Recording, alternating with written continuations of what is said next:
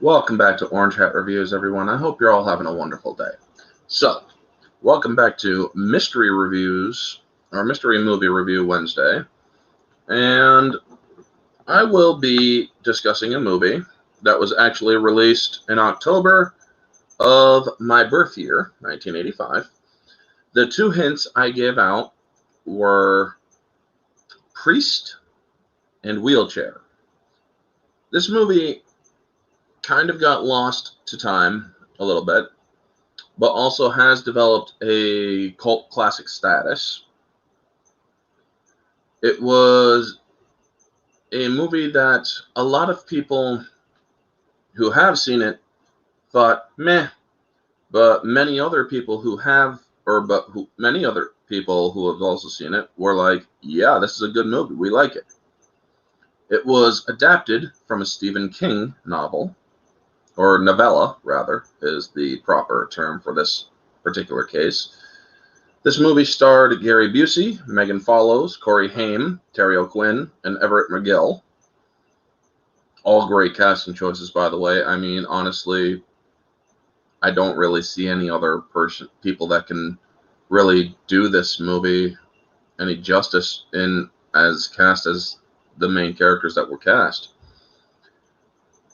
And this movie took place in 1976, from spring all the way to Halloween of that year. And if you haven't figured it out yet, well, it's Silver Bullet. This movie is a werewolf movie that I saw when I saw it, I was 4 years old. Scared the shit out of me. I can actually remember in vivid details some of the dreams I had of that very same werewolf in the movie. And one of the things I like about this movie is that it starts off great. It lets you know right off, this is a movie that will probably scare the hell out of you, with a very eerie musical piano number or synthesizer number that is just letting you know that there's going to be some weird shit going on in this movie. And then it also kind of blends into a nice, peaceful, soft tone of score, which you kind of really get a sense of innocence. Me, I like to delve into feelings and whatnot when it comes to certain music. I actually did one time do a music psychology stream, like what feelings are invoked when you listen to this music, or what music or stuff do you get in this music. Indeed, I'm gonna have to get the book. I have ordered it on Amazon, Nara, and yeah, I plan on reading that thing very thoroughly. Better than the original book, in my honest opinion. But yes, when this movie starts out, it shows full moon and it just pulls back. It gives you the title right away, Silver Bullet, and then it shows full moon, pulls back, and it gives a narration by a woman who, at the time, you don't know exactly who she is until a little bit revealed afterward in the next scene, that she is one of the main characters in this movie, an older version of her. And never seen it, but I'll check it out. Believe me, dude, it's very good. And also, stay tuned to the end of this stream, folks, if you are able, because if you want to check this movie out, I'm going to give you a golden opportunity. So,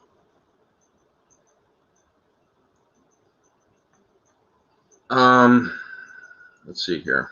I also have my talking points right here. So, yeah, right there. The way that the movie is narrated, it does actually give you a sense that because of how she narrates it, you almost feel like it actually might have happened, you know? And it's the character, Megan Follows' character, Jane Coslaw, and I know, coleslaw, it sounds like, but it's actually Coslaw. But anyway,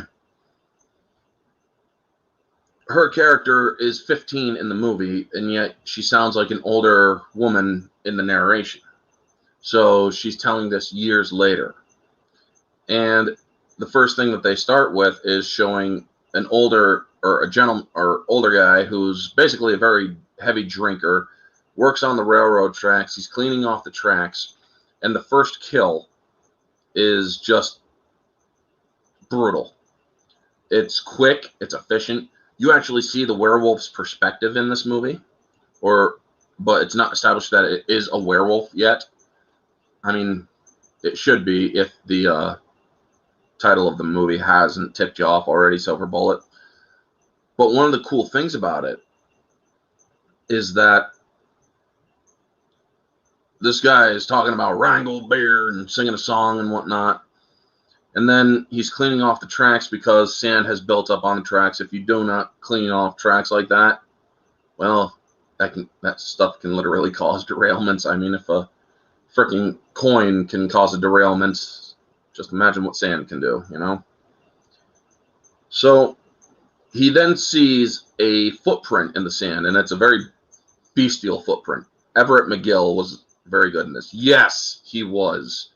Everett McGill plays the priest who is the werewolf in this movie. A priest that's a werewolf, folks. Wrap your head around that. So, as this guy is going about his work, you hear the music. And when you hear the music of the werewolf being close, that music is very well matched to the situation. It just makes, it's like, this is dangerous. This means danger. This is, holy crap, I'm getting the heebie-jeebies, you know? And you actually see very obscurely the werewolf walking behind some trees. And then you see the shadow after he notices the footprint of the werewolf. And then you see a hand just swipe. And you see the arm swipe the guy's head, or it's like this. It was a prosthetic. And then you see the bloody head flying through the air. And then you hear the howling of a werewolf. And the people in town reacting to it. The barber, the gas station attendant, all of the people, or all of different people around the town that is known as Tarker's Mills. Now, she then states basically the killing had begun. It was during the last week of school for Tarker's Mills, and nobody knew what was going on at first. They all thought that it was an accident because this guy was a chronic drunk. He fell asleep on the tracks, and, well, train just happened, or he kind of fell asleep with his neck over the rails, and, yeah. But, honestly, if you look at the placement of the body, you would know differently. So, then it goes into another scene where it's like a small little celebration in the town square, and this movie does a wonderful job establishing who's going to be the next victim by looking at the actions taken or what is said, kind of in a way following the horror movie rules, but not really. This movie, well, to put it bluntly, kills a pregnant woman, even though she's not showing that she's pregnant. She's still pregnant. But I will basically get into that after we cover this part, because the very next scene basically goes to that scene. This movie has a very even pace. It starts off basically letting you know right off, this is a horror movie. It has a freaking monster that just swiped the dude's head off. And then it just evenly paces through and does give you a little bit of a lag here and there, but the pacing for the movie is actually, I still would actually say even, because the small little drops and stuff doesn't really take away too much of the film, because it's actually giving you more context, and it's actually giving you more of a reason to care for the characters. So there's this, or they give they're doing this little thing, and a girl says, I'm going to take off, and her parents basically say, make sure your brother's all right. And another girl freaking mocks her for it. And that is when you're introduced through narration to the main character, Corey Haim's character, Marty. And he's wheelchair bound. And I gotta say, there's one or two scenes that you do catch him using his legs a little bit to move around with. But for the most part, Corey Haim did an excellent job acting as a person who could not use their legs. Now, one would say that this is unrealistic because his legs never atrophied. But then again, you also got to think this was during the 80s. They wouldn't really be, or the only way to get a person to look like their legs atrophied is to literally do that in digital. They didn't have that kind of technology to really sell that, So they didn't really worry about it. But other than that, Corey did a great job portraying a kid who was paralyzed from the waist down. Now, they do, I believe, because I have heard commentary from the book.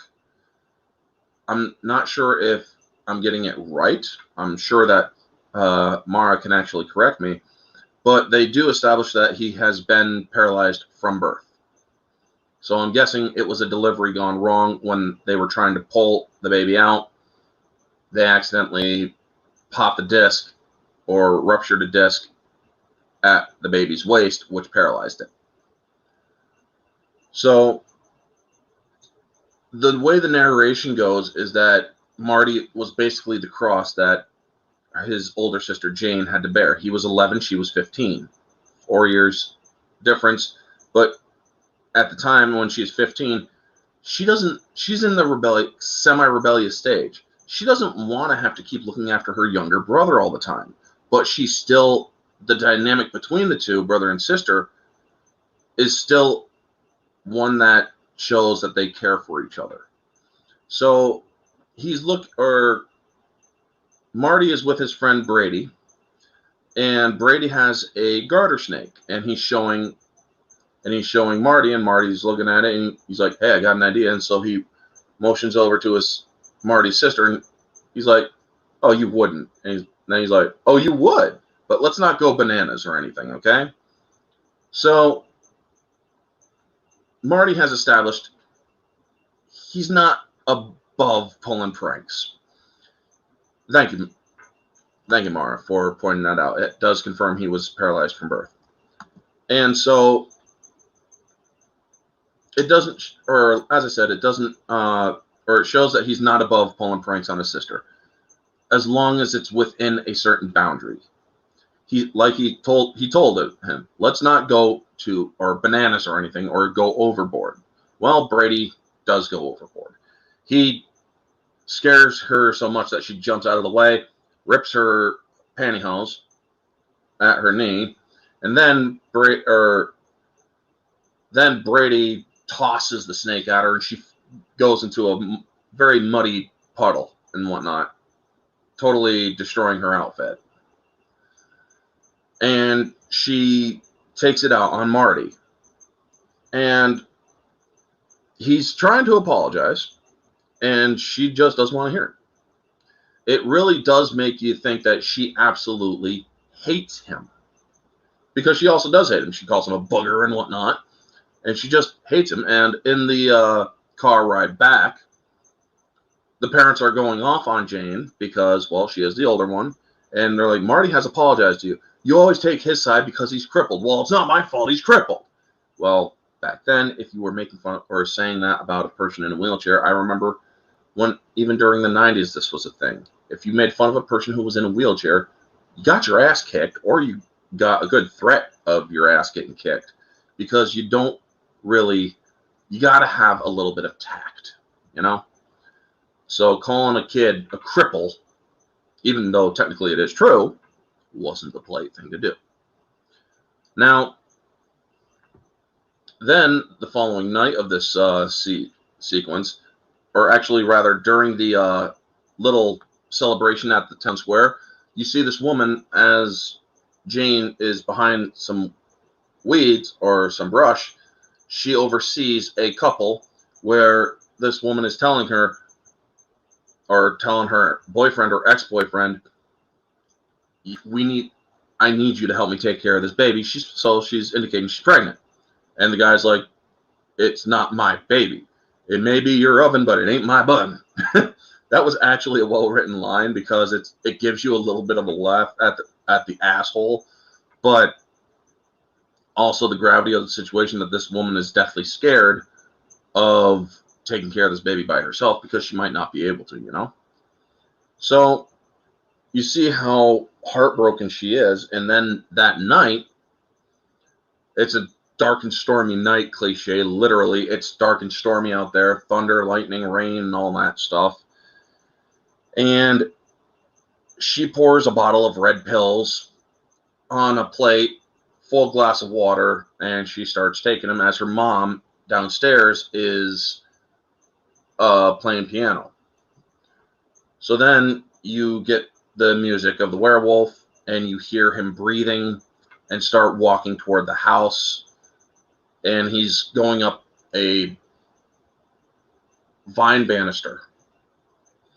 You actually see his hand, and he's basically moving up. This movie establishes the werewolf so well, showing that it doesn't even show the full body of the werewolf in certain scenes.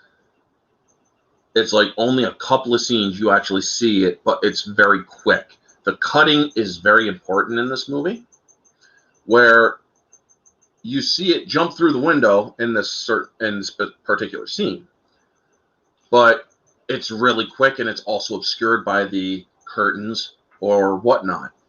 You never see the full body of the werewolf in this movie, and that's by design because I don't think that they actually could do a full body prosthetic at the time that worked. So this girl's obviously attempting suicide. And she even looks, suicides go to hell, especially when they're pregnant, and I don't even care, she says.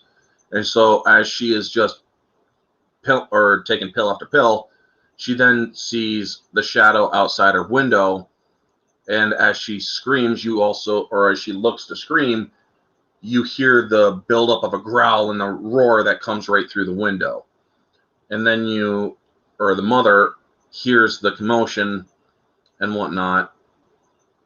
And so while she's taking her time trying to get a gun, the werewolf is tearing this woman apart. You see the hand clawing into the woman, like literally claw back, running the claws down her back. You see now the way that she reacts is a little over dramatic in my own opinion, but for the most part, while she is screaming, it doesn't sound like it's blood curdling screaming in this particular scene, but it does for the most part sell the scare. You see close-ups of the jaws of the werewolf, the eyes of the werewolf, how it picks her up, tosses her onto the bed, and just starts ripping into her. And then, as the mother gets up there with a gun, she gets in the dark. She sees that the room is a mess, but the second she clicks on the light, she sees her daughter dead and blood all over her and starts screaming and whatnot. A second kill has happened. Now, I do like after each kill, the town reacts. That is something that is very well done in movies if you know how to do it. The town is a small town, Tarkus Mills, and it's reacting to the killings because, well, this sort of stuff doesn't happen in a small town, you see. So they're really trying to they're like, okay, is it a psychopath out there killing people? What's going on? And so the gun owner, or the gun shop owner, Andy Ferton, he's putting on sales for guns, and everyone else is pulling in their kids and whatnot, not letting their kids stay out any longer than they need to because they're scared. It literally gauges the town's reaction after each kill, and it's beautifully done. It shows you that, well, this is a smart town. And let me get to the other scene here.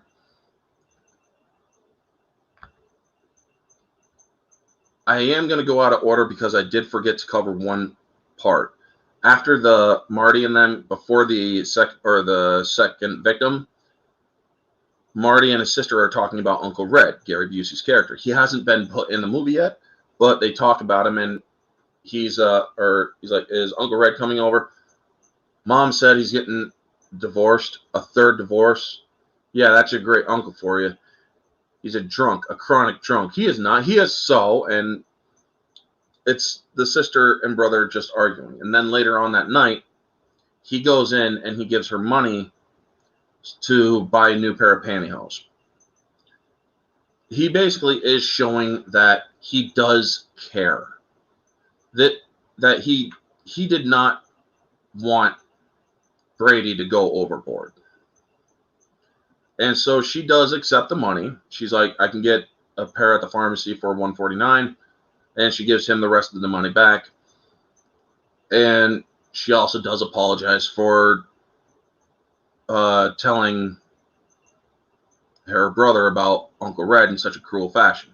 He's like, is it true what you said about Uncle Red? Yes, but I shouldn't have told you the way I did. It was mean. This is establishing that while she does have a problem with her brother, because it is, as her older self said, a cross to bear, she still does care about him. She still loves him as a sibling, you know? Believe me, I know what it's like to look after people who are family who can't look after themselves. It's not easy, folks. But you still love them. You still care for them.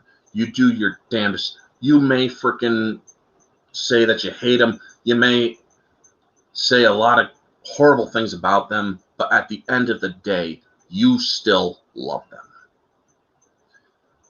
In many ways, I can actually relate to certain situations in this movie. Not the supernatural elements, obviously, but there are certain elements in this movie that I do relate to. And rewatching this movie after the stuff that I've been through in my own life, it's like, I get those slight cringes where it's like, yeah, I know what that's like, and my God, I don't like it either.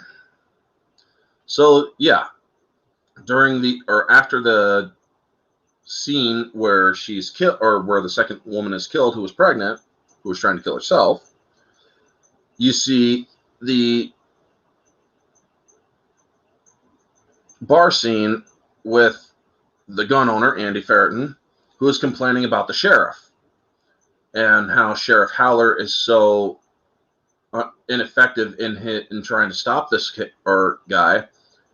And I love some of the writing in this scene where it's like, he's so useless that he couldn't find it, or you could shove uranium up his ass and he wouldn't be able to find it with a Geiger counter. And then, what was the other guy's name? I need to look up the cast for a second. Silver. There we go. One of the deputies of the sheriff was Terry O'Quinn. I've seen him in the newer Hawaii Five-0, and he was a great character. His deputy is in the show In the Heat of the Night, David Hart. And he does a wonderful job playing, he's basically playing his own character from In the Heat of the Night, except as a deputy in this movie. So he's basically talking to Andy. He's like, I seem to remember that you're still upset because of that little fender bender that you had to pay $200 for. And then Andy just gets up and goes over to him, calling him a fat, calling him a fat slob who should just mind his or watch his mouth. And he's then saying, we pay our taxes and we also pay their salaries, so why the heck aren't they doing anything about it? And then another guy chimes up to Andy. He's like, last census that was taken, you were behind on your taxes, Andy. Guess you caught up, huh? And so he goes up to this guy, who's a meek little guy, but I mean, he's literally drinking beer out of a glass with two hands. So, does kind of make you give off the sense that he's a little bit more meek. But he's like, so what are you trying to say? And then the bartender with a baseball bat puts it out. It's like, now you two better cool your jets or you can get the hell out of here. and you see on the back it says the Peacemaker. This is another establishing shot because, believe it or not, this will be a thing later on in the movie. That is the wonderful thing about Silver Bullet. They introduce elements without even really just overtly doing it. It's there, and you then realize, okay, this is who these people are by certain dint of either something they own or something that they say or whatnot. You can identify with most of these characters. That is what is so well done about this movie. Now, is this movie perfect? No, it is not perfect. This movie does have some objective flaws. A little bit of writing problems here and there, and a couple of acting goofs on behalf of Corey Haim when he's supposed to be a cripple. You can actually see him push up into his wheelchair in one shot, not just using his arms, but you can actually see him use his legs. It's quick, but you do see it. And also, you see him move his feet a little bit by them, or moving his feet individually. It's like, oh, there's another goof. And then, yeah. So then there's this scene with Uncle Red and Marty, and they're playing they're playing a nice little poker game together. And Gary Busey, and I could swear that 98% of his roles or his lines in this movie are completely ad-libbed. Gary Busey is freaking hilarious in this movie. He brings a comedy element to it that is like, oh my, it's the right balance for a horror movie. Terry O'Quinn also played Howard Hughes yeah, that's right, he did. I do remember that because I recently watched The Rocketeer I think it was like 3 months ago. But yes, I do remember him playing Howard Hughes in that movie. That was a great movie too. I might actually if I haven't already, I might actually do a review of that later on. I think I did I can't remember though. But anyway, he played the sheriff pretty well in this movie, but he also, I'll get to that at the scene that they are, or that it is, or that happens, or the scene in a bar later on. So, but between Uncle Red and Marty, where they're playing poker and how you can't, or they're talking about a baseball team, you can't bet managers. And he's like, okay, I'll bet you in Yankees. And so, because Red is drunk, great in Young Guns also. He was in Young Guns. I'm gonna have to watch that movie again. It's been a while, but yeah, I'll keep that in mind. Thank you, Blake. So he starts going on a nice little drunken tirade, or where he's singing "Piss on the Yankees, piss on the Indians, piss on the Phillies" and whatnot. And his sister is kind of embarrassed because he's drunk, and so she's like, "Okay, it's time for Mario to go to bed." And Red basically tells her in no uncertain terms, let him finish the game. Well, bigger guy, drunk, try to keep him from getting overtly stupid, you know?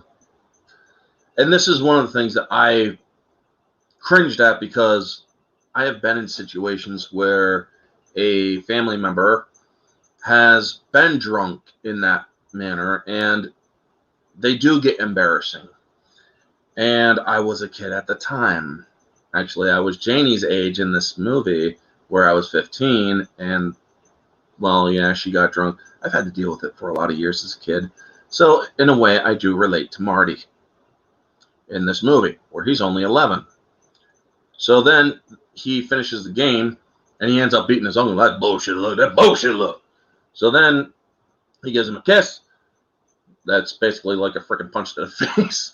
But anyway, after he gets out of sight, his mother going up the stairs with the automatic chair His mother goes up, I don't want you drinking around Marty. He's an impressionable young boy, and you don't know what it's like to have to raise him. And so they go off at each other. They have this little argument, and it's like, you think that he is so handicapped, yet you don't realize that this boy is not as, or doesn't have it as bad as you realize. You're holding him back, or basically you are treating him less than you should be, is how he's saying that. He's like, because she has the actual cares and worries of a parent of a child who is paralyzed. And she's like, I'm afraid of him seeing you like this, that one day he's just going to give up. And he's like, he's not going to give up. Well, he doesn't need you showing him how to do it. And it is a nice scene. It's a very uncomfortable scene. And basically shows you that this brother and sister, Nan and Red, well, they're kind of like a parallel between Marty and Jane. And he's like, another wonderful visit here at Sister Nan's. And then it goes to the next scene where the kids are getting out of school, and they're going, or a girl that kind of likes Marty is being escorted home by Marty, so to speak, in his wheelchair, which is an automatic wheelchair or a souped-up wheelchair that's called the Silver Bullet. Hence the name of the movie, and other reasons for the title as well. But anyway, he rides around her, and she's like, careful, and he's like, he's going over the specs, and she doesn't understand the specs, but it's still cute. And so they're riding by the second victim's house and how it's getting boarded up and how she looks uncomfortable. And he's like, let's keep on going. And she's like, thank you for riding me home, Marty. I don't know if I could have made it past her house. I mean, I saw her all the time. So yeah, that tells you that these small town folk are closer knit. And he's like, I know how scary things can get at times. She's like, that's not all that's scary. He's like, what do you mean? So she points over to a very creepy looking shed. She's like, that, I hear animal noises in there, growling and whatnot. And then you see her father screaming her name to help her mom with the groceries.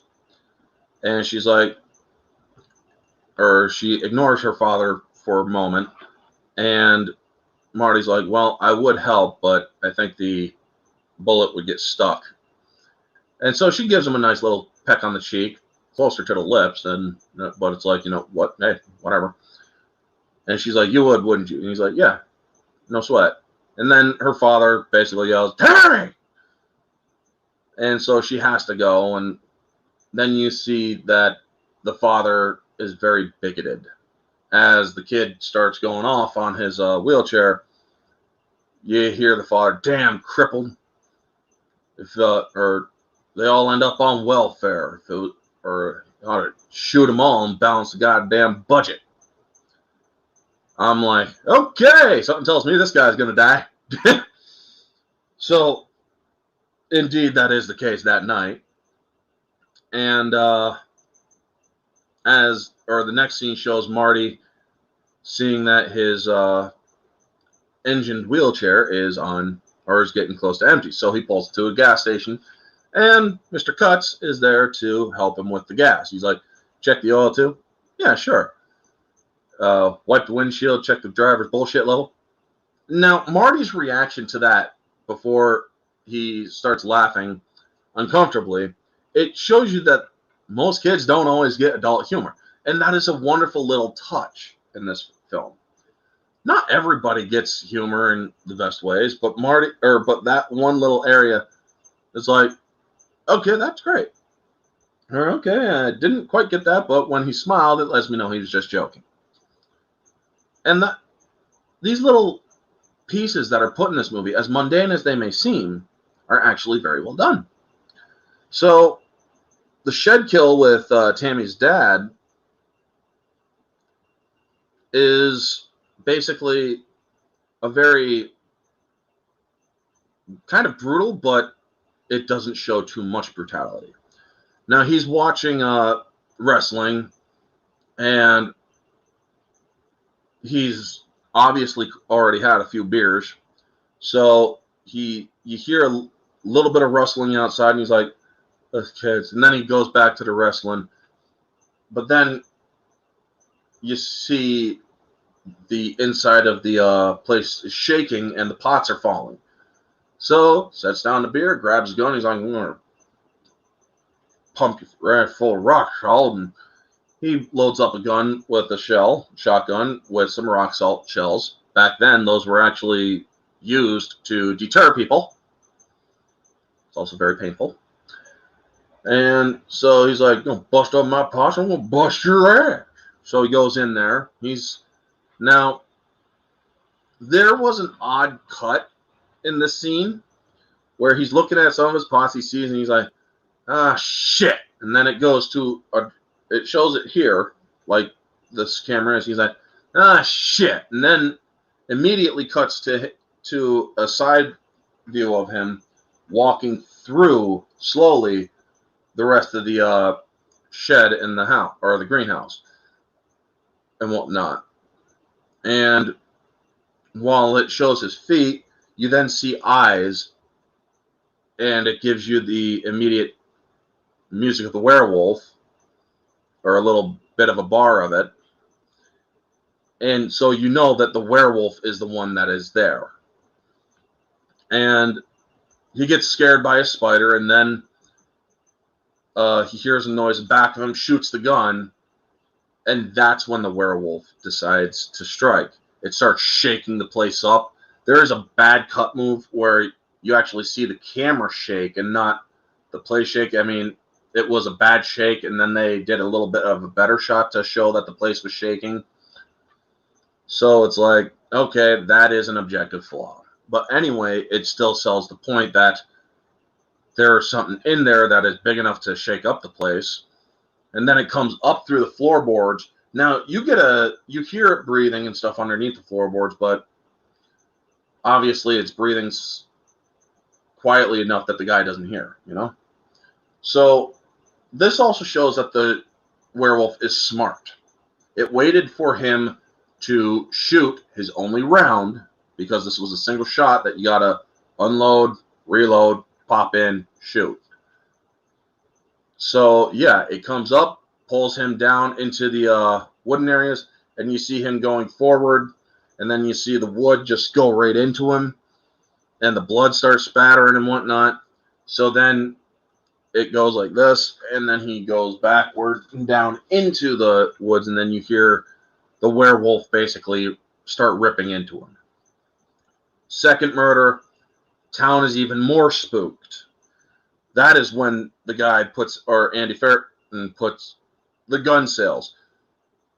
$200 for single shot, $300 for double shot Remingtons. You see that a woman pulls her kid inside. He's not happy because his toys are still outside. You see a woman running up to her house, trying to get the key in and unlock her house, and then get in, close it really quick. You see the reaction of this town after each kill, and it is beautifully done. It just shows you how ramped up and how stressed this town is. Morning, Nobody Geeks. Good to see you. And I accidentally did some here. Now, then it goes, hold on. I'm still going over my talking points here. And yes, good morning to Nobody Geeks. Let's talk. How are you doing? So then the scene between Marty and his friend Brady they're flying kites. And Marty gets up into a tree to get his kite because it's stuck. And Brady is flying his kite, the yellow one with the smiley face. And then Janie comes and is like, "Marty, you get yourself out of that tree right now." And he's like, "You were supposed to be home an hour ago. Or dinner was ready an hour ago," and whatnot. So you could tell that the kids are supposed to be home at certain times because of what's going on. There's a killer on the loose, you know? So then he gets out and she's like, "Can you help me with the bullet, please? I ought to let you fall." But she still does it. Like I said, this dynamic between brother and sister in this scene or in this movie was very well done. Yes, she resents that she has to help him all the time, but she still cares for him. So she helps him out, and he's like, "Hey Brady, are you coming?" "In a while." So he's looking back at his friend, and you just kind of have a feeling that this is the last time he's going to see his friend. And so then you do kind of get that eerie music as Brady's flying his kite, and it goes right back into the bar with Andy drinking and everybody talking and whatnot. Let the cop do his investigation. This investigation is about as inefficient as a submarine with screen doors. Well, then the deputy, played by Hart, goes in and he's like, "I've had about enough of you, Andy Ferriton. Now, if you don't shut your mouth, I'm going to shut it for you." So they're about ready to fight. They got their dukes up, ready to go. And that's when Brady's father comes in. "Has anyone seen my son, Brady?" And then the next shot, bloody kite, man. That yellow kite that he was flying is very bloody. You hear Terry O'Quinn, the sheriff, you hear him doing a Hail Mary, and you basically are under the impression that he has just seen a dead kid, you know? So then the father gets there from being driven from the bar, and he's like, "Brady," he's like, "Don't look, man, don't look, or you don't want to look right now." And he's like, "That's my son, Brady." So he pushes him out of the way. Damn, I wish I had 4 people watching. I just finished my live stream and no one came. I'm sorry to hear that, buddy. But still had fun, 10 minutes talking, so all good. Hey, as long as you have fun, dude. If you have fun, you're not always going to get people to watch. Believe me, I don't always get people to watch, but you will get there. Believe me. It takes a lot of effort. But also, folks, do give Nobody Geeks Let's Talk look. His channel does have some good content. Now, when the father goes up, you also do see that from a distance. This is the only kill that you don't see. Obviously, you can't show a kid getting slaughtered. So, at least Stephen King had that amount of tact, you know? So, but you do see that there's a yellow sheet over the child. And so the father goes up, gets down on one knee, he pulls it, and his reaction basically sells it all. He's kind of worried, and then he sees it, and then he just starts screaming.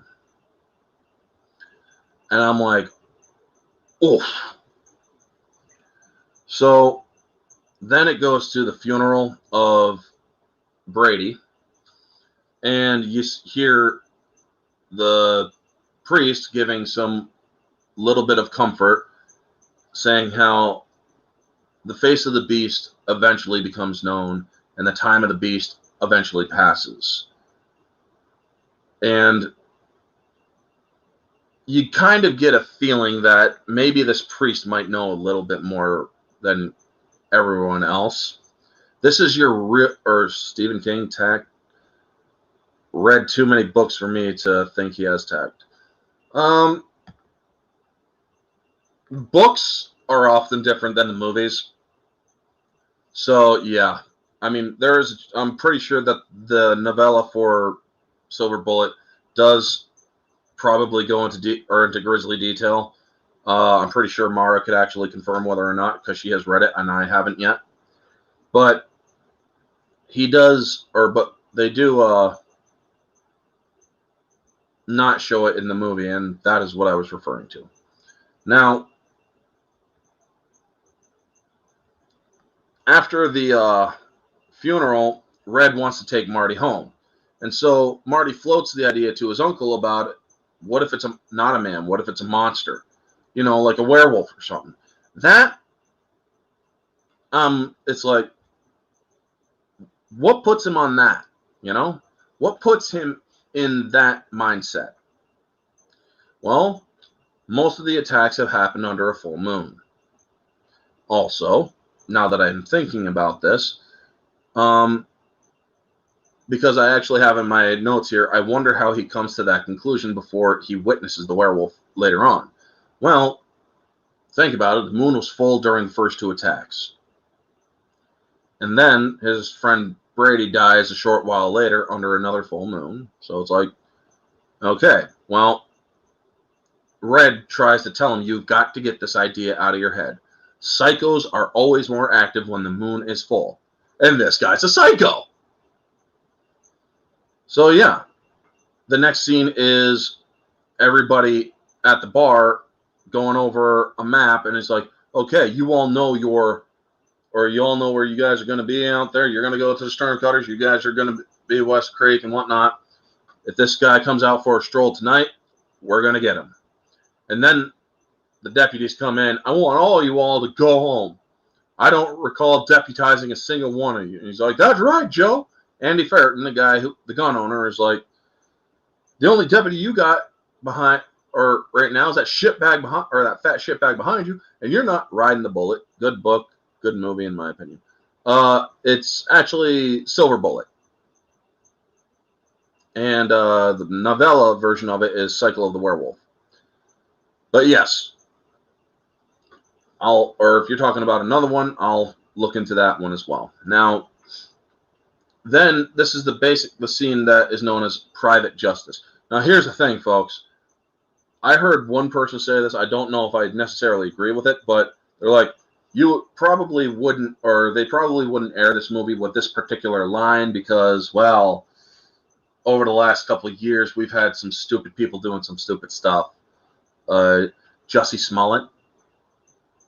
Now, the only reason why I bring it up is because during the lines that Terry O'Quinn is saying, the law has a term of what you guys are thinking. It's called private justice.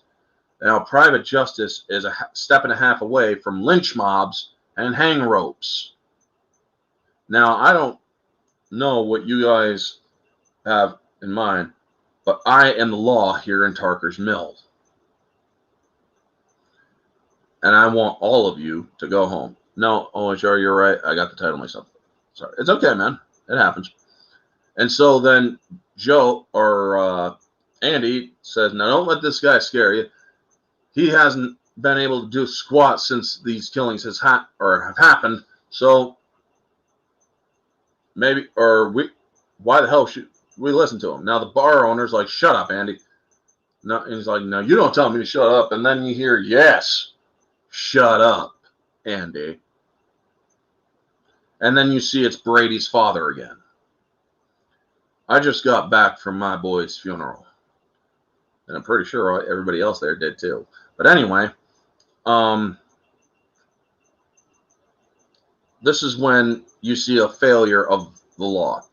When the law actually concedes to the crowd. Unfortunately, there's been a lot of that going on in the real world. And where he's like, I can't imagine how hurt and grief-stricken you must be. And he's like, my boy is dead, or he was torn apart. My boy was torn to pieces. And he floats the picture around to everybody. You come in here and you talk to these men about private justice, or hurt, grief-stricken. You don't know what those words mean. And he basically just rips into this guy with words. And he's like, why don't you go up to the cemetery and dig up what remains of my boy, and you explain to him what private justice means. As for me, I'm going to go out and hunt down a little private justice. And that's when you see that the law that the cops concede to it. Now, while everybody is going out, you see the Reverend Lowe going up, trying to tell everybody, don't do it. Don't go. This is a very bad idea. Please stop. So this gives you an idea, because everybody knows at this point that, well, he might be the werewolf. He's trying to let people know, don't do it. You will die if you go out there. But he's not saying that in so many words. But he is also basically trying to let them know, or this is letting the audience know that if he knows, well, yeah, I know who is the killer. And yes, the werewolf is indeed the Reverend. The Reverend is trying to stop these people from going out there. He doesn't want to kill them. He killed or you don't know the reason behind the kill of the first guy, but later on he does go over his justification for killing the woman who was pregnant. And so then it goes into the marsh, where everybody is out there. You see, or that it's nice fog, or fog is built up, and one guy steps on a freaking bear trap, and he's like, "Don't worry, I got it." And he's like, "Hey, we found something." And then the guy lets it go, and he's like, "Ah!" And gets him again. It's a nice little scene. Now, then, after everybody gets into the fog, Andy, Ferreton, a couple other hunters, guy named Bobby and whatnot, the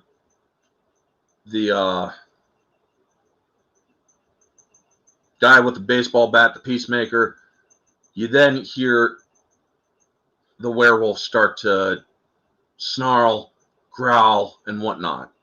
And I'm like, that has got to, if I was in a situation like that, I would have pissed my pants. I would have been fucking out of there in a heartbeat. Gary Busey, perfect as a crazy uncle. Indeed.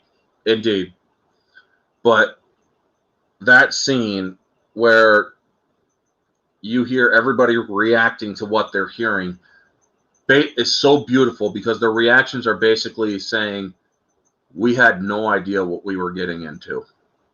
And then you see the arm up like this just before it goes right into the back of a guy and pulls him into the fog, and then throws him out of the fog. And after you see the guy get thrown out of the fog, well, you see the arm come up afterward and do something like this or something like that. And I'm like, technical goof. So then everybody starts running. I mean, when it's like, start backing up, Andy, Brady's father is saying this. He's like, real slow, and then comes up, pulls him down, and it cuts to Andy Ferreton seeing this, and his gun goes off, and he's like, pfft. And then he's like, you see Brady's father come up, half his face has been torn off, and you see the other guy going, "Bleh!" And he just runs. Everybody else is running, and including the guy or the bar guy with the Peacemaker bat. Well, then he gets pulled down, and he starts fighting back, starts swatting at the werewolf. But then you hear a snap, and you see the werewolf bringing up the bat and bringing it down on the guy. The bottom of the bat has been ripped off because that guy had a death grip on the bat, yet the werewolf just tore it right out of his hand, you know? It's almost as good as the first Howling. I have not seen that movie in so long. I plan on it, believe it or not. I would have been pissed, or I would have pissed my pants and ran like a motherfucker from that howl. Yeah, it wasn't really howling in that scene. It was strictly snarling and basically a bloodthirsty growling around that entire scene. Now, right after this, it cuts to everybody in town who was at the party, but you also see some of the people who are dead singing Amazing Grace as you see a line of coffins. And I'm like, didn't he just die? Okay. So after they all sit down and whatnot, they're all looking at Reverend Lowe as if there's just something wrong with the scene. And this is a beautiful scene. He's like, I wish I could offer some sort of comfort. There is no comfort. There's only private justice. That was Brady's father, who had half of his face ripped off. Yeah. So, you also see the reactions of other people kind of looking very just like they want to kill him, you know? And he's going over more things. He's like, the Bible tells us not to fear that which comes by night and which flieth by noonday. Reverend, he was torn apart. And then you see a bunch of them turning into werewolves all throughout the entire church. The woman who was playing the organ is a werewolf. The cops are werewolves. One of them starts screaming so loud it shatters the windows. The dead bodies in the coffins start coming out of the coffins as werewolves. Even a woman who was holding a freaking baby, the baby is a werewolf.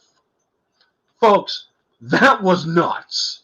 And I'm like, holy shit, dude. Holy shit. So then you see all the werewolf hands getting around the Reverend, and he screams out, and then you see him screaming in his bed, and then he falls back. Let it end, dear God, let it end. This establishes he doesn't want that curse. He hates it. So the town is closed, the fair, the fireworks are canceled.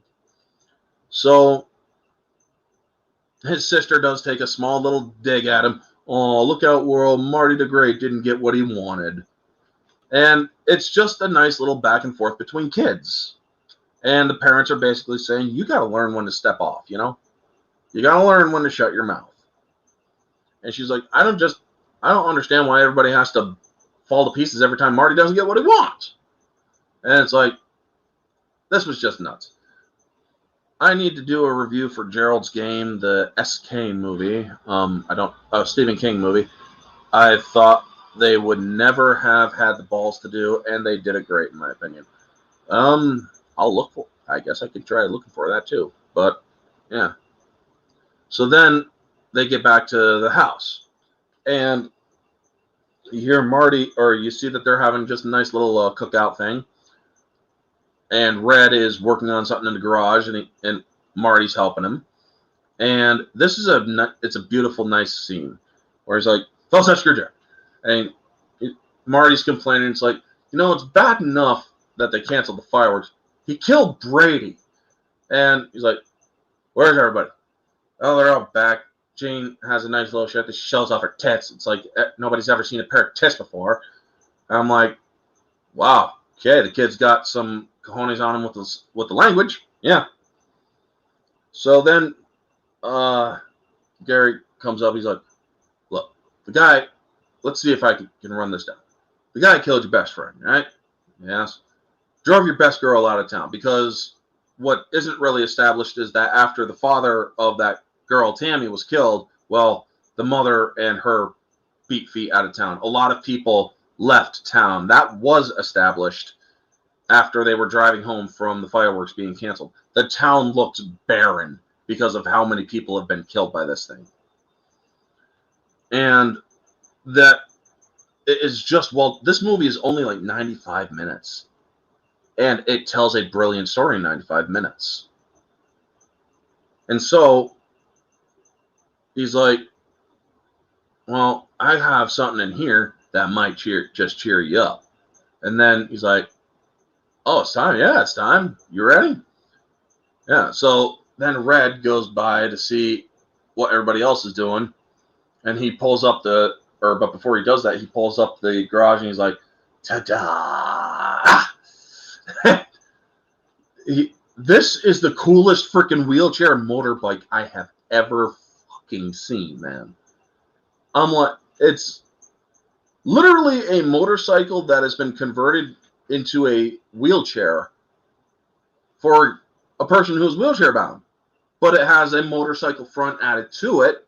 And I'm like, this is the best freaking thing I've ever seen. It's not worked for the bottom because, well, he's paralyzed. Everything is up top. It is freaking awesome, So Red goes to check, and his sister catches him. He's like, Red? So he turns back and he's like, hey! And then just runs back. And I'm like, oh my God. It is such a beautiful shot. And so he's like, okay, coast is clear. Now, this is how you started. This is a break. Yada, yada. And so the kid just freaking takes off. He's like, whoa, slow down, break. And you see the joy on this kid, on Corey's face, man. Now, there is some shoddy editing here because, well, when the kid gets on the road, he's clearly out of, hold on a second. 1 second, folks. Just give me 1 second, please.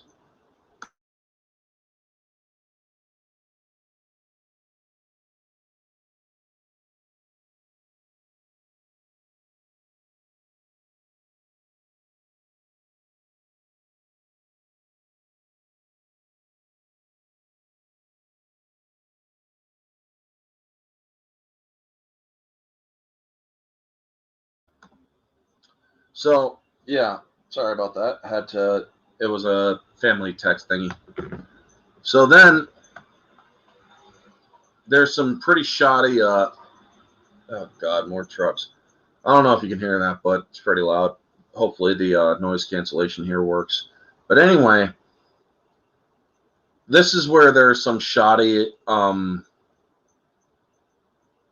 editing, where the kid is enjoying himself on this new motorized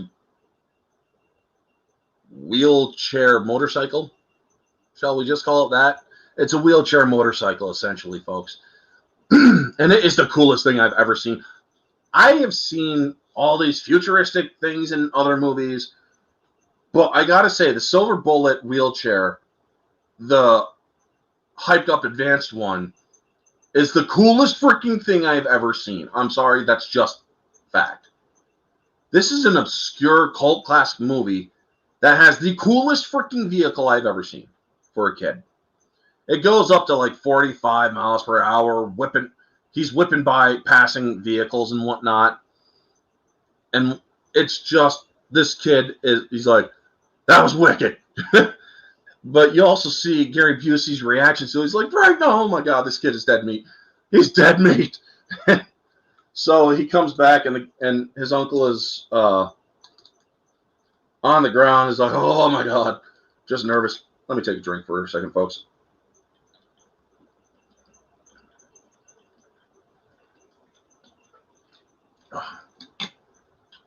Much better. So I love some of the stuff that Gary Busey, some of the lines that he delivers in this movie. I mean, he's like, I hope you're happy. You're looking at a dying man here. This thing goes wicked, wicked fast. I know it goes wicked fast, but you better watch it. Because if your mom finds out how fast it goes, I'm going to be singing or soprano in the Vienna Boys choir. You know, I don't get you. I love how Corey just delivers. You know, I don't get you. He just delivers that so well to Gary Busey. He's like, I know you don't. But basically what I'm telling you, I built that for you because I love you. And if you ever got hurt, it would kill me. And I just want you to be careful on it and whatnot. He's the crazy uncle, but he also does care. And I absolutely love how Gary Busey is in this movie and how well he acts in it. A lot of what he does is most likely ad-libbed, but it works. His character is so balanced and awesome in this movie. So then it does the little cookout thing, and it shows how everybody's happy, and then Marty goes or walks him out to his car, or, well, drives him out to his car, rides him out to his car, whatever. And he's like, okay, I told you I had something for you. Do you recall? Yeah. All right, so you're going to have the 4th of July, but you're going to have it in September. And that's the only real time that you, or one of the only real things that you find how much time has gone by. And from spring break to Halloween, I said this movie takes place. And so it's sometime in September when Uncle Red gives Marty the firecracker. He's like, stay close to the house and be careful when lighting these things and save this one for last. It's a rocket. And you'll love it and whatnot. Gary Busey is gold in this movie. Yes, he is. And the next scene where Marty goes out to the lake on the wooden bridge to light off the fireworks. And I absolutely love Gary Busey before that. He's like, as Gary Busey goes driving off, he's like, watch out for the werewolf. And he's like, I will. Thing is, Marty's serious about that. And he still thinks that it is kind of a monster out there. And what he does with the lash or with the rocket. Yeah, we'll get to that. And freaking Gary Busey, as he's driving off, just kind of howls, and it's so freaking hilarious. Now, the scene at the river, as the kids lighting off the fireworks, you see nice serene water words, but he's also dipping the dead fireworks into the water. Well, back then they really didn't care about littering, you know? So then as the water settles, you see the reflection of the werewolf upside down, and you hear him give off a growl. And it's like, was he just waiting there for Marty? How does the werewolf do what he does? You know, it does make you wonder. Was he trying to position himself somewhere or what? But anyway, the music, the werewolf, and you see him kind of lurking behind. You can never see the werewolf clearly, but while he's not attacking, you see him just looking at Marty, slowly creeping up every time Marty lights off the fireworks. You see his eyes, both of them, like just focusing intently. And then you see every time Marty lights a firework, he gets a little closer. And then might have seen this movie once or twice. The last time I saw this movie before last night was 2017 March, I believe. So yeah, it's been like 4 years. I make a habit to watch this movie every now and then because it's a movie that I grew up with. And it was also a movie that was released on my birth year, 1985. So yeah, then as the kid is getting ready for the rocket, that is when the werewolf makes his move. And you see him react to the werewolf and whatnot. It's beautifully done. The camera work where it zooms in on Marty and you hear the growling of the werewolf, and you see it shows the werewolf kind of just walking and moving back and forth. I pretty much watch this every Halloween. Nice. You know what? I think I might actually make that a habit too, just because. Yeah. NB Geeks, I think everybody loves Mara Jade on Twitter. Because the thing is, she doesn't hold back on Twitter. And folks, small little side thing, Mara Jade's been slaying people on Twitter basically because they're just being stupid. And if you haven't subscribed or followed Mara Jade on Twitter or Jade Shadow on Twitter, OG_Mara Jade. So yeah, definitely give her a follow on Twitter because some of the stuff she does is absolutely awesome, especially if you don't like people that are just pushing stupid crap around SJW agendas and PC culture. She slays them. Put it that way. And she is one hell of a YouTuber as well. So definitely check out her channel, Jade Shadow. If I do have any people in the chat, or mods in the chat, definitely put out Mara's Facebook and Twitter, or not Facebook, but Twitter and YouTube. And if not, well, I can also fix that. So hold on one second. I believe I can also. Well, guess what? Mara, today's your lucky day.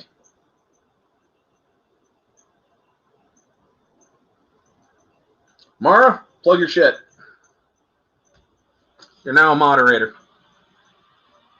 So, yes, the scene between the werewolf and Marty.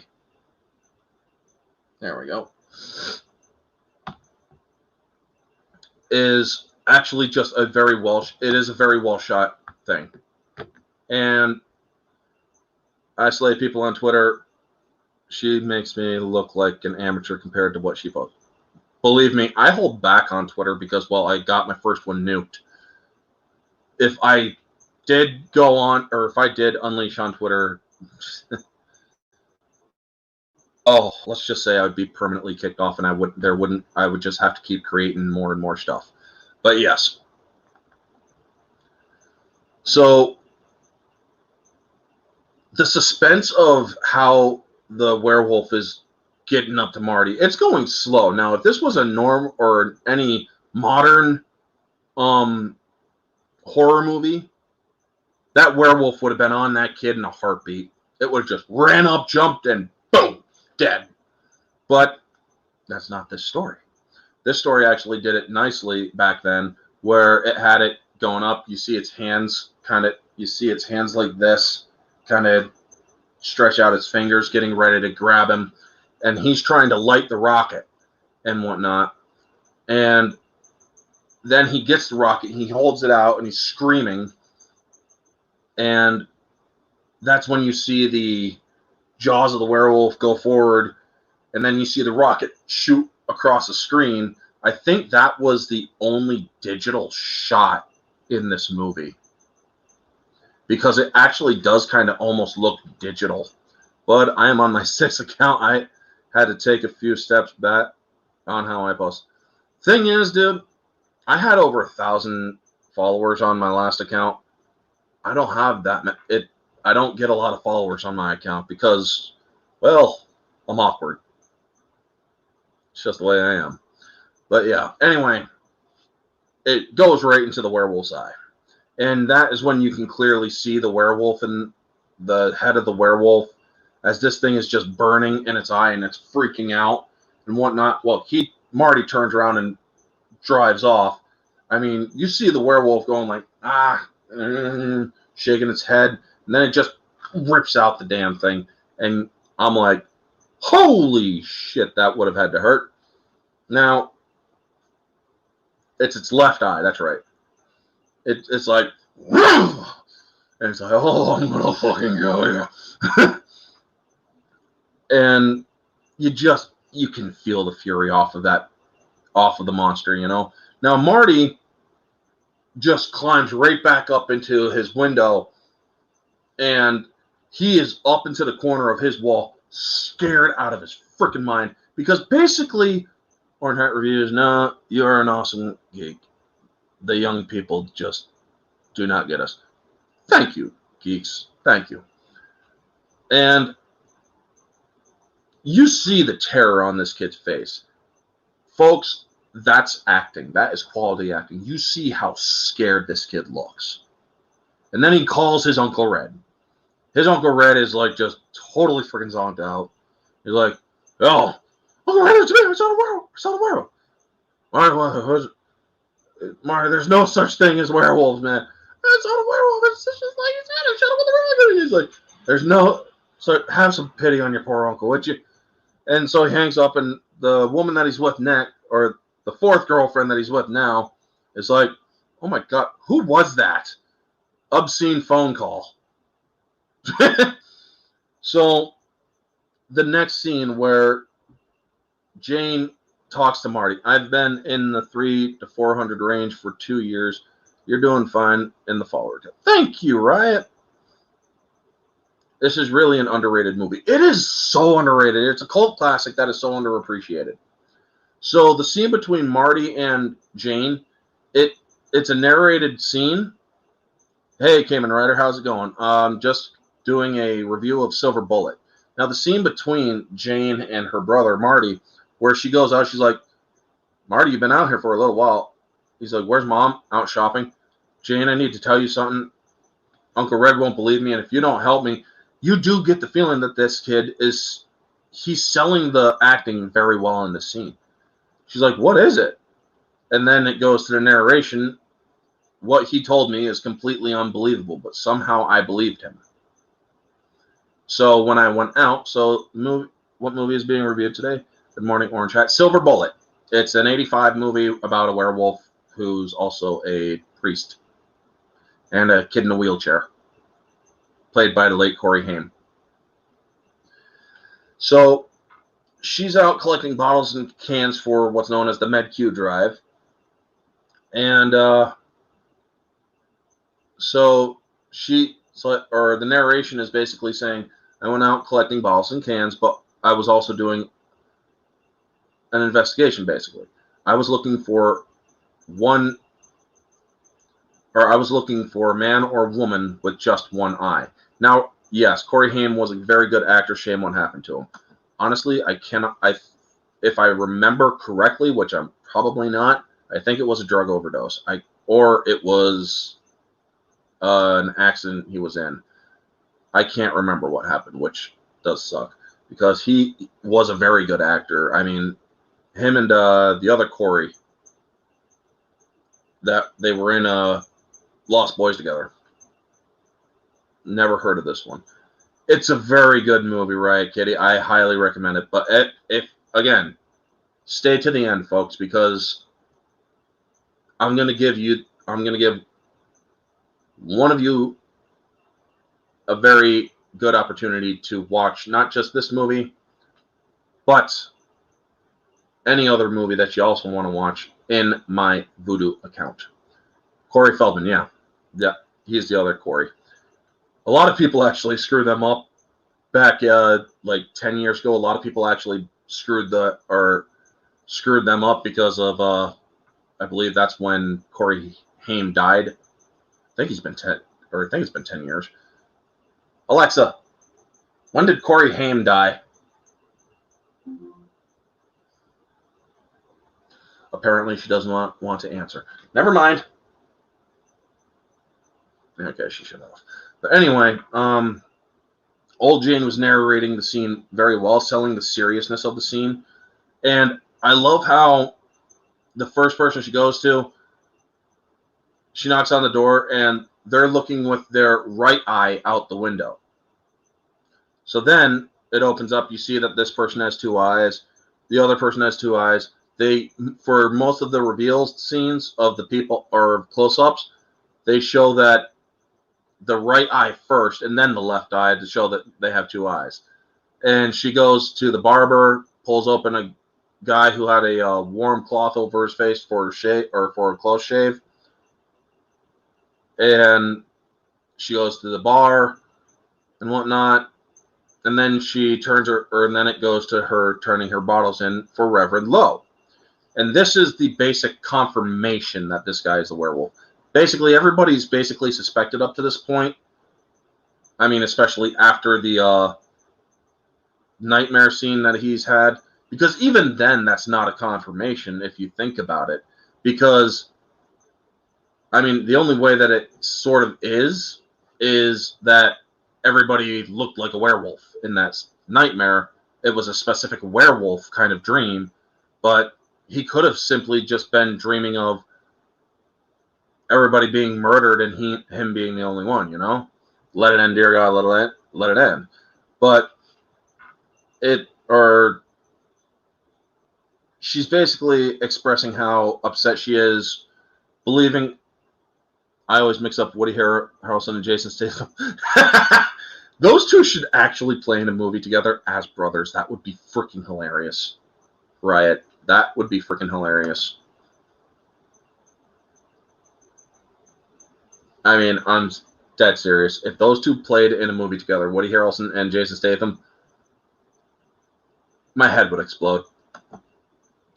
But yes, she's going over her frustrations about Marty. She's like, I can't believe Marty, that little asshole, and whatnot. So she's like, here to turn my bottles in.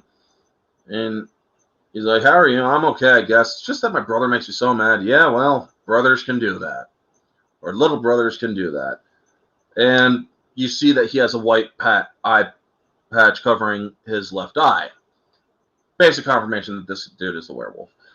And if you need any further confirmation, it's in the very, very, very next shot where she she's putting her cans into the garage, and she sees a mouse, so she falls back into the cans, and she sees the Peacemaker bat that's been ripped up and chipped up and whatnot. So then she sees a shadow behind him, or her, and she sees the Reverend having some trouble. And she's looking up at the Reverend. Well, obviously very shocked because she has now all the confirmation that she needs. Priest werewolf. Sounds like a Dark Souls boss. I know, right? Are there any two actors you think should have been in a movie together years ago? I could think of tons, Kamen Rider, but off the top of my head right now, I can't think of any. But so she's reacting to this, and he's like, "You're trembling," and she's like, "I don't feel well. Maybe I had too much sun. Well, why don't you come into the parlor? I can give you a soda." No, she's basically very scared at this point. Well, I can drive you home. No. And she starts walking, and the Reverend is no fool. Chances are he realized that the bat was just seen. He's like, give my best to your brother, Jane. And so she's kind of walking, bumps up against his car. I will. That's a nice establishment on his car, because that will come to play later on in the movie. For those of you who have just been joining in, this movie has a great job of establishing certain things before their main use in the movie. And so she gets back, she talks to her brother. It's like, what are we going to do, Marty? If we tell anybody, grown-ups, I mean, they'll laugh. So, well, Marty has an idea. Well, I already got my dream duo when Daniel Craig and Harrison Ford being together in a movie. Wasn't that the Wild West versus Aliens or something like that? If I remember correctly. But anyway, I think Eddie Murphy and Jackie Chan would have been great to see. Okay. But yes, Marty then decides to send little love notes, not Cowboys and Aliens, yeah, that one.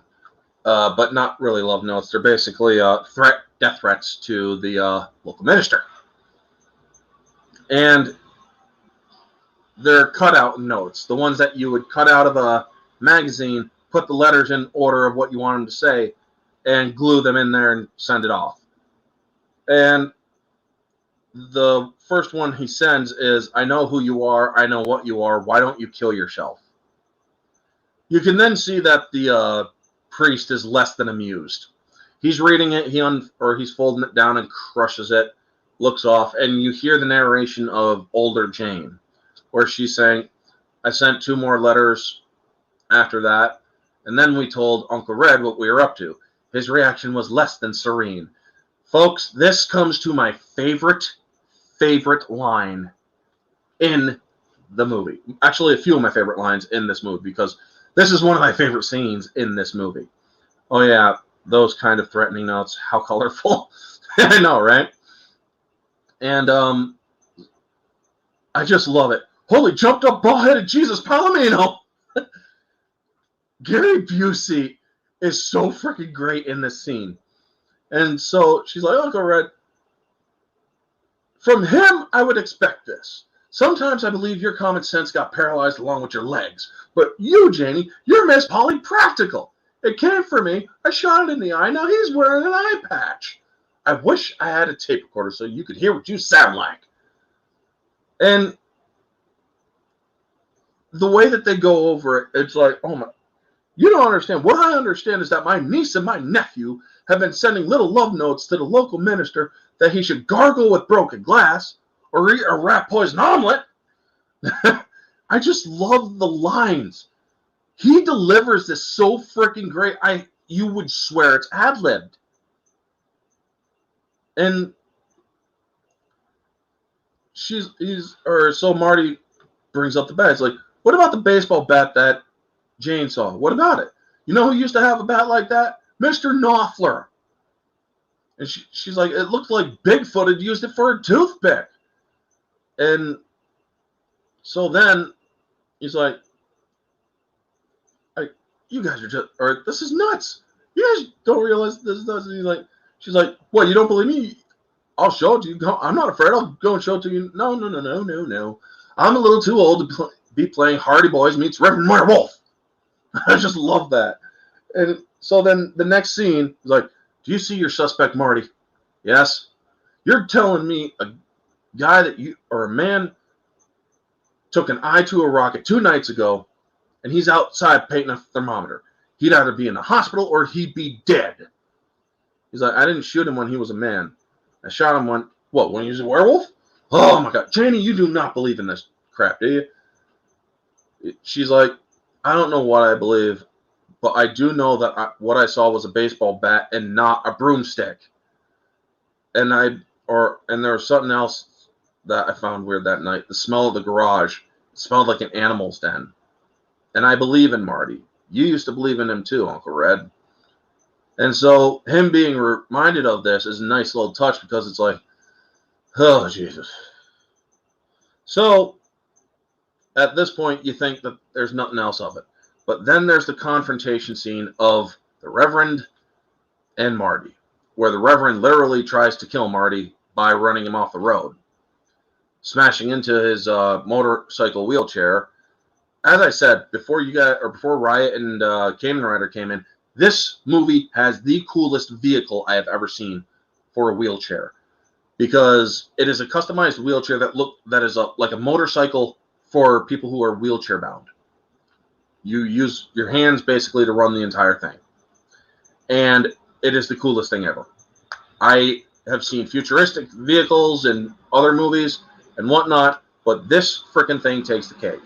Kids who are in wheelchairs, all of them should have this thing, you know? So anyway, he tries to run him off, so he gets into an abandoned little bridge area. And so then his wheelchair has been damaged, and then the priest gets in, or Reverend Lowe gets in to confront him. And he's like, Marty, I didn't want to do this, Marty, but you really left me no choice. You should have left me alone. And I can't kill myself, Marty. Our religion preaches that suicide is the ultimate sin. Stella was going to commit suicide. And if she had, she'd be burning in hell right now. And as he's saying this, he is walking toward Marty slowly in this abandoned bridge. And he's like, by killing her and her unborn child, by taking her physical life, I saved her life eternal. You see how all of us have ways of doing the will of God.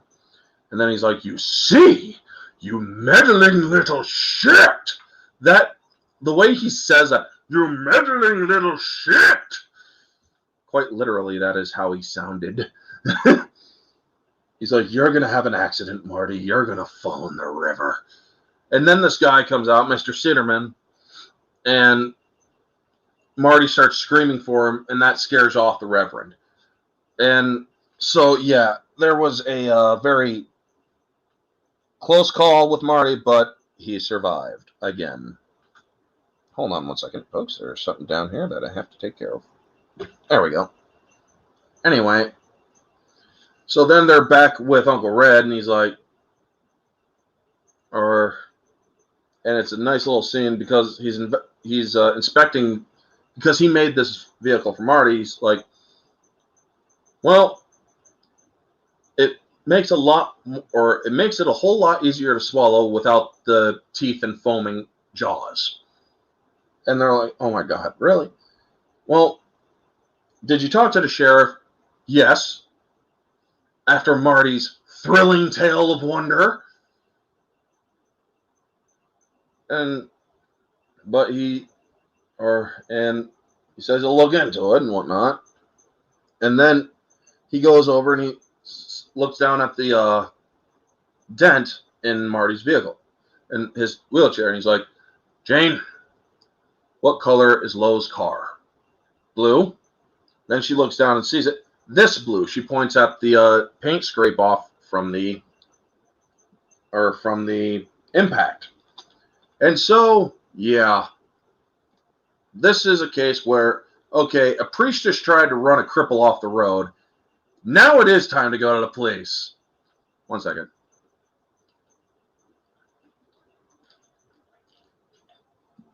So, Terry O'Quinn, the Joe Howler, the sheriff, that is the craziest goddamn story I have ever heard in my life. And you see Gary Busey and he's like, I know. Do you believe in any of this? You do, don't you? Well, how about I believe that Reverend Noel ought to be checked out? That can be arranged. So that night, it's not a full moon. This is where you learn another interesting thing. And it's not a full moon, but the priest is checking it out. And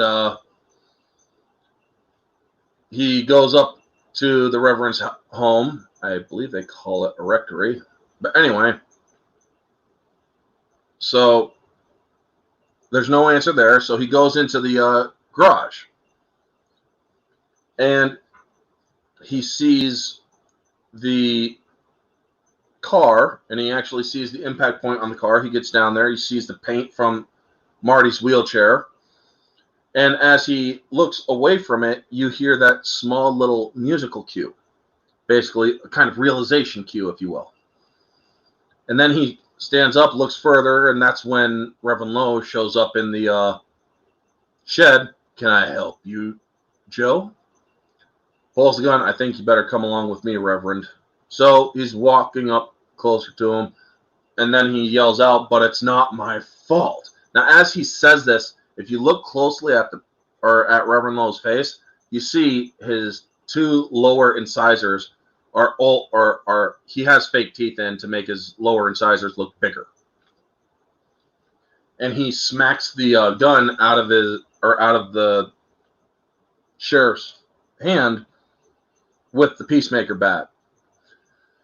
And as he's doing this, he then rips off his eye patch and starts transforming into the werewolf right in front of the now terrified sheriff.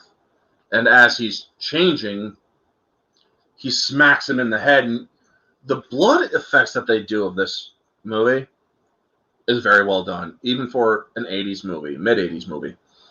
And he hits him right there on the head, and the light is now showing.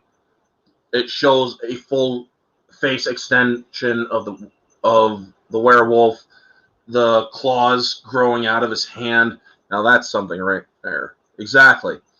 And you basically just see him turning in, but then you just see the fur hand come up and just start beating on the sheriff with the baseball bat. See him hit him one more shot in the head, and then you just see it going up like this to basically continue to repeat the shot. And you actually see that it's a cut repeat shot where it goes like this down once, but they then use that shot over and over again to make it feel or look like the werewolf is hitting him many more times. Cut. Then the next day, Marty is like, the sheriff says, or Sheriff Howler said he would check out the Reverend. And then nobody sees him again. Well, what do you want me to do about it? It's like, I want you to believe us, God damn it. I mean, you get it? So he hands him, he's like, I want you to turn this into a silver bullet. He hands him his silver medallion. And he's like, you won't let this go, will you? I saw what I saw. These scenes are so well written and so well executed by by Gary Busey, Corey Haim, Megan Follows, because it shows that these three actors, as young as the other two are, can really hold the scene very well. And his sister then starts chiming in, in all of the stories, the guy who is a werewolf can only turn when the moon is fuller, or full. But maybe he's like this all the time, except as the moon gets fuller, the guy gets wolfier. You know, as an 11-year-old delivering that line, it's actually pretty well done.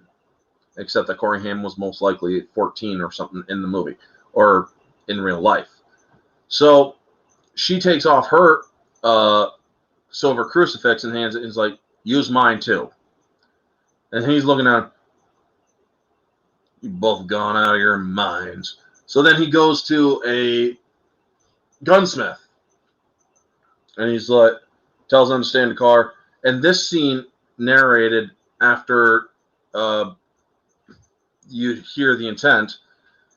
He's like, he's like, my nephew has just discovered a Lone Ranger, and I was wondering if you could help me out here. He puts them down. So the guy, he's an older fellow. He's like, looks at it. He's like, so you want a silver bullet, huh?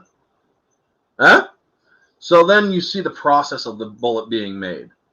How this guy puts in the silver content into a smelter, melts it down, puts it in the crafting mold, and you see the whole process. And then he puts it in the round, or he puts the round in the cylinder and presses it in. And during this whole time, you hear older Jane talking about how this man, or Uncle Red said that this man was more than a gunsmith. He was an old world's craftsman.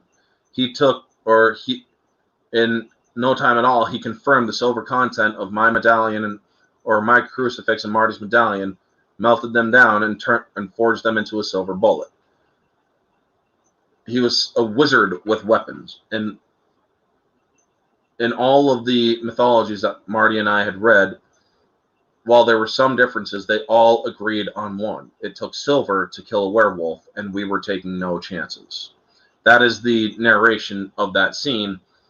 And then you see the bullet being held by the gunsmith. He's like, there it is. Maybe my best work, I think. It has a low grain load, so it won't tumble. Ought to be pretty accurate. And 80s movies have so much greatness to them. Yes, they do, Kamen Rider. They absolutely do. And that is one of the wonderful things about this movie. This movie is so underrated that it has fallen off the radar except for those who gave it cult classic status. And honestly, they really do need to go back to practical effects in many ways, because practical effects work. Especially back then, they worked. I mean, the more that people go back to the older style of how movies are made, especially the storytelling aspects, you will find a drastic increase in interest in movies again. Now, I love it, or when he says it ought to be pretty accurate, Gary's or Uncle Red's like, shoot, it's just a gag. I mean, what are you going to shoot a 44 bullet at anyway, made out of silver? How about a werewolf? So this guy has just basically clearly said it out loud that he believes in werewolves. So then the next shot is basically the parents of Marty and Jane are going out for a vacation, and it was happenstance that the next full moon was on Halloween. Older Jane is narrating this part and then lets the scene take over. And Nan, Red's sister, and her husband Joe are going off on a vacation that Red supposedly won right after Sheila dumped him. And so they're going to New York. And I'm so glad that they ended the movie where they did later on, because, oh my gosh, his sister would be coming back furious. But anyway, so they're like, don't let any Halloween or trick-or-treaters come in, or in the house, even if they go. And, also, you kids go to bed early. You're going to hurt yourself popping your head in and out like that. Good luck, kids, and whatnot. And so Did you really win a trip to New York for Publishers Clearinghouse? No, I did not. But your parents are gone, and the moon is full. And I did win a subscription to Popular Mechanics. So basically, Red fooled his sister and brother-in-law to get out of the house so that they could take care, or so that Red could indulge his niece and nephew in their flight of fancy soda, or their fantastical element that there's a werewolf that they need to kill. So that night, this is the climactic scene where they're all listening to this. Truly dates the movie, because if anybody back then knows, and if anybody who is old enough is watching, at late at night when they finally turn off their or when cable goes out, meaning you don't watch TV through all the way through the night.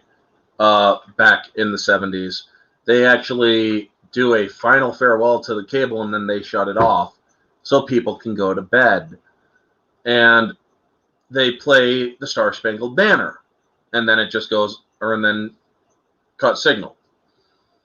Well, as this is happening, and all three of them are asleep, it's like 10 to 3 in the morning, and Gary Busey has a cigarette in his hand that burns him, which wakes him up and everybody else. And so while this is going on, or before that happens, you see the werewolf, or rather the shoulder of the werewolf, come into view of the home in the light of the full moon and whatnot. And as Marty said earlier in the scene where he gives his medallion over to his uncle, he's like, I think he's going to come after me. But he's going to wait until the moon is completely full, and there's no Reverend Lowe at all. It's only the monster, and it's not because I know who he is, it's because I heard him. Well, he did call it pretty well, because that thing is going after him. And so you see the werewolf shoulder, and then they wake up, and Marty or Red drops the gun. Doesn't go off, but it drops the gun, and it's loaded with the silver bullet. And Marty basically said, he's like, if that would have gone off, that would have been the end of our silver bullet. This is too much. So he goes over to the TV, turns it off. You two are going to bed. But Uncle Red, you said, I know what I said, but it's 10 to 3 in the morning, and it's not coming. Well, so Jane's like, the moon's not down yet. Well, it's damn near down. And then you see the werewolf's hand just sliding along the house. And he's like, I'm going to stay up with a loaded gun in my hand because I said that I'd do that. But you're going to bed, and so are you. What if I say no? Then I'm going to kick your ass. So then Jane looks out the window, and she sees the werewolf. And so she screams, and then you see freaking Gary Busey. He's like, ah, what? She's like, it's a werewolf. He's like, what'd you see? A werewolf. What did you see? I was looking at you. And so he goes to check. Now you think that this is going to be something that happens when he sticks his head out that window with the gun. And he cocks the gun, and it's already loaded and everything. And he's like, there's nothing out there. So he comes in. Another beautiful Gary Busey line. A familiar feeling has started to come over me. What? He unloads the gun, pulls the bullet from the cylinder. 80s movies when you could threaten to kick a child's ass. Yes! Yes, Mara. Basically what kids nowadays need. And yes, I say that with full belief, YouTube, because sometimes kids do need their asses kicked. Especially if they're overtly defiant. But anyway, he's like, I'm beginning to feel like a horse's ass. That's what. So she's like, he's out there. I saw him. I know you did, Janie. Why don't you just go upstairs? Werewolf pulls the power line to their house. And the place goes dark. She screams, and he gets a little bit shaken. Now, don't panic. And so he's here.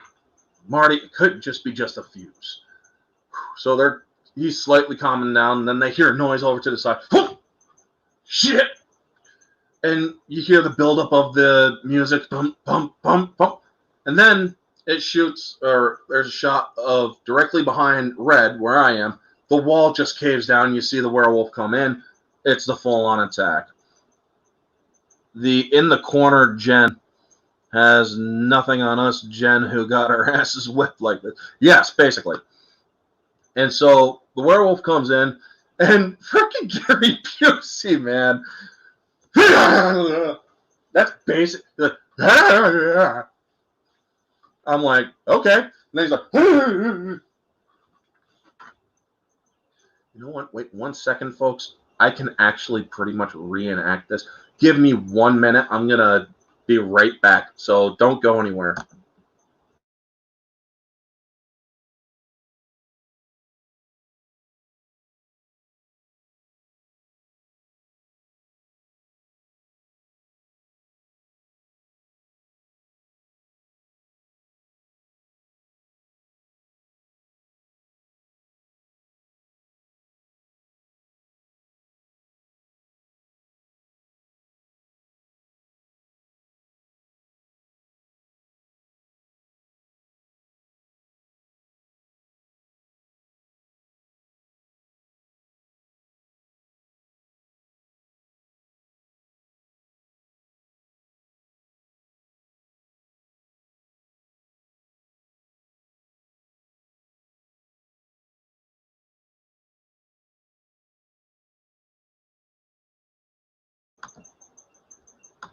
Okay, I'm back. So I have a cane. That also has a revolver part to it. It's non-functional, don't worry, but it also comes off. Now, remember, Uncle Red has pulled the round out of the chamber. So when he's reacted to, it's like, and then you see the werewolf snarl at them, and then you see him hand up. He's like, and so the werewolf smacks that out of his hand, grabs him, throws him over, and whatnot. The werewolf basically just goes after Gary Busey, tossing him around the house, while Marty has to go and get the bullet out of a small grate area because the bullet went out of out of his hand and against the wall and into a grate. So he's telling Jane to get the gun, and the werewolf sees or hears this, turns around, rounds on Jane, while Marty is trying to get the round out of it, or out of the floor grate. And you see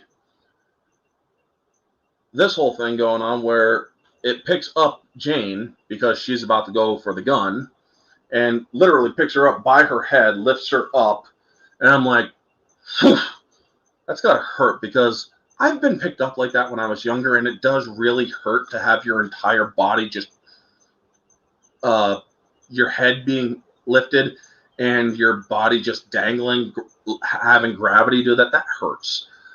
And so Red smacks the werewolf with a stool table, and it turns rounds on him, throws him into another piece of the wall. He gets up, grabs a fire poker, and smacks it. And when he smacks the werewolf in that scene, it almost sounds like a Godzilla screech from the 80s. Like, I can't make that noise. It would just be really weird.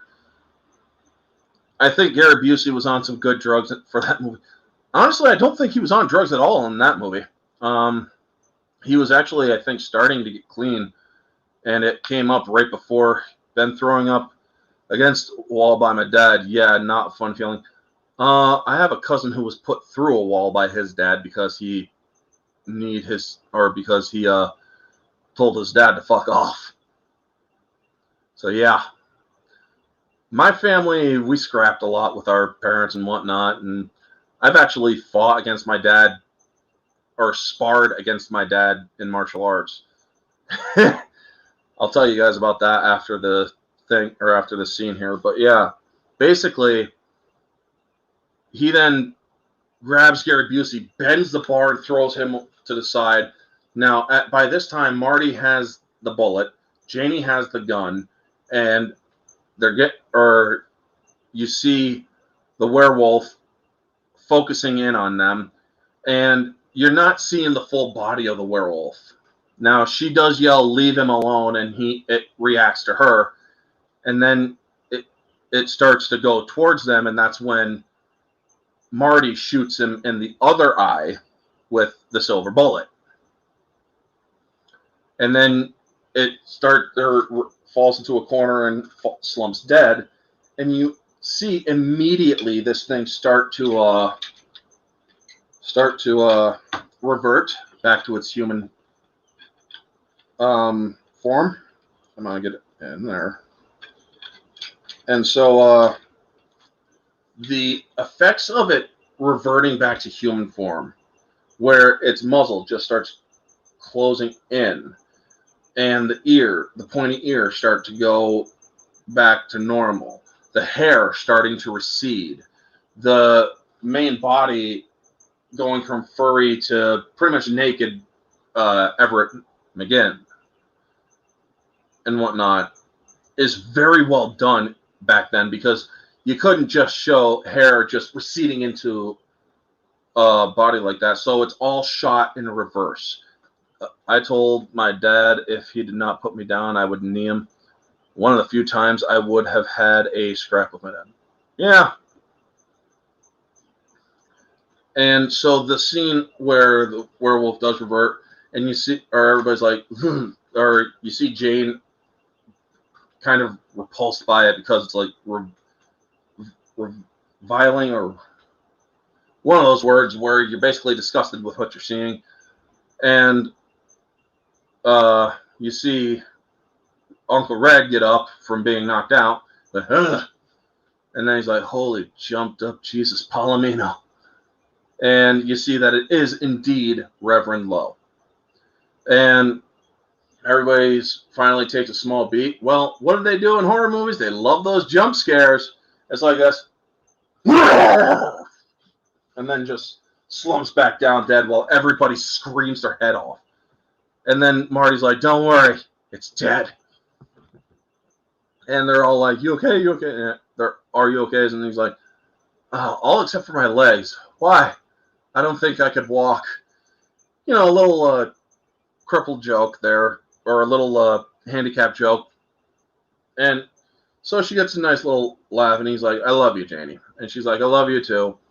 And freeze frame there, and she says, or older Jane narrates, she's like, "I've not always been able to say that, but I can say it right now. I love you too, Marty. Good night." And that's the end of the movie. Now, I've always wondered, why does the werewolf revert after death? Never been explained. Because it goes back to the way it used to be, or it originally was. That is why, or that is my take on it. Because it's an unnatural thing. Now, if it was born a werewolf, well, chances are it would revert back to its core form. If it was turned into a werewolf, its core form is human. If it was born into a werewolf, it would kind of look like something in the middle, I guess. But yeah, that's my theory on it. So then the movie ends.